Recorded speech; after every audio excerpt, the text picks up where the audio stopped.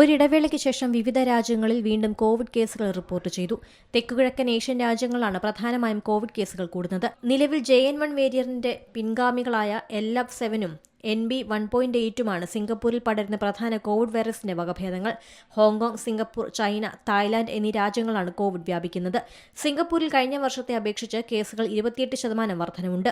May 3 വരെ 14,200 കേസുകളാണ് report ചെയ്തത്. ഏഷ്യയിലുടനീളം പടരുന്ന വൈറസിന്റെ പുതിയ തരംഗമാണ് കണ്ടെത്തിയതെന്നാണ് വിദഗ്ധർ പറയുന്നത്. ചൈനയിൽ കഴിഞ്ഞ വേനൽക്കാലത്ത് കോവിഡ് കേസുകൾ വർദ്ധിച്ചിരുന്നു. തായ്ലൻഡിൽ ഏപ്രിൽ മുതലാണ് കോവിഡ് കേസുകൾ ഉയർന്നത്. ഹോങ്കോങ്ങിൽ കോവിഡിന്റെ പുതിയ തരംഗം അനുഭവപ്പെടുന്നുണ്ടെന്ന് ആരോഗ്യ വിദഗ്ധർ സ്ഥിരീകരിച്ചു. പരിശോധനയിൽ മാർച്ചിൽ 1.7% നിന്ന് 11.4% കോവിഡ് കേസുകൾ ഉയർന്നു. ഹോങ്കോങ്ങിൽ 81 ഗുരുതരമായ കേസുകൾ റിപ്പോർട്ട് ചെയ്തതിൽ 30 പേർ മരിച്ചു. അവരിൽ ഭൂരിഭാഗവും മറ്റ് ആരോഗ്യ പ്രശ്നങ്ങളുള്ള പ്രായമായ വ്യക്തികളാണ്. മെയ് തുടക്കത്തിൽ സിംഗപ്പൂരിൽ കോവിഡ് കേസുകൾ 28% വർധനവുണ്ടായിരുന്നു.